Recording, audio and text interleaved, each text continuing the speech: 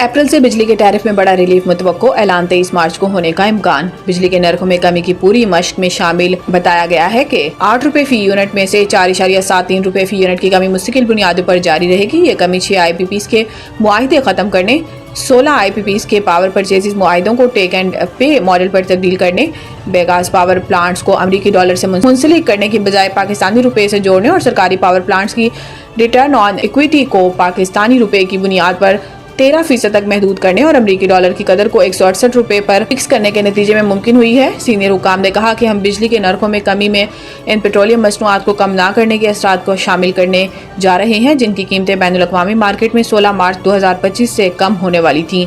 IMF ने हुकूमत के आला हुकाम को 3 माह तक पेट्रोलियम मसनूआत की कीमतें कम ना करने के नतीजे में 250 अरब रुपए तक के असरात के बदले रिलीफ हासिल करने की मंजूरी दे दी है।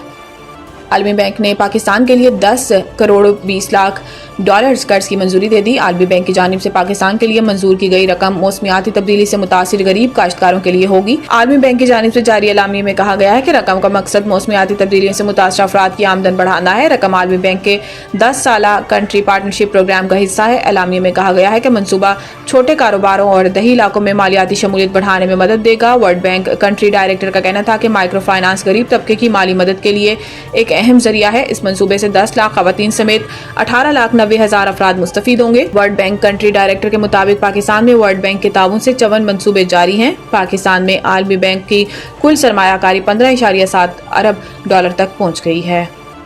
तौहीन अदालत केस की कास्ट लिस्ट मनसूखी का मामला ये करने की बजाय मेरी अदालत की बुनियादों में बारूद रखकर उड़ा देते, जस्टिस एजाज इसाक। अदालती हुक्म के बावजूद बानी PTI से मुलाकात न करवाने पर तौहीन अदालत केस की कास्ट लिस्ट मनसूख करने पर अदालत के तलब करने पर deputy registrar judicial Islamabad high court Sultan Mahmood अदालत में पेश हुए। जस्टिस सरदार एजाज इसाक खान ने स्टेट काउंसिल से इस्तफसार किया, जो कुछ हुआ है क्या आप इसमें मुलविस हैं? आपने किसके कहने पर कास्ट लिस्ट मनसूख की? डिप्टी रजिस्ट्रार जुडिशल ने अदालत को बताया कि हमें चीफ जस्टिस ऑफिस से हदायत आई थी। चीफ जस्टिस ऑफिस से कहा गया कि लॉर्जर बेंच बना दिया है, अब इस केस की कास्ट लिस्ट मनसूख कर दें। फाजिल जज ने रिमार्क्स दिए कि ये करने के बजाय आप मेरी अदालत की बुनियादों में बारूद रखकर उड़ा देते। हम बुनियादी सवालात ही तय नहीं कर पाते, हर 10 साल बाद बुनियादी असूलों पर इसी मकाम पर खड़े हो जाते हैं। इस्लामाबाद हाई कोर्ट ने इमरान खान से मुलाकात न कराने पर तौहीन अदालत की कास्ट लिस्ट मनसूख होने से मुतल्लिक केस की समाअत कल तक मुलतवी कर दी।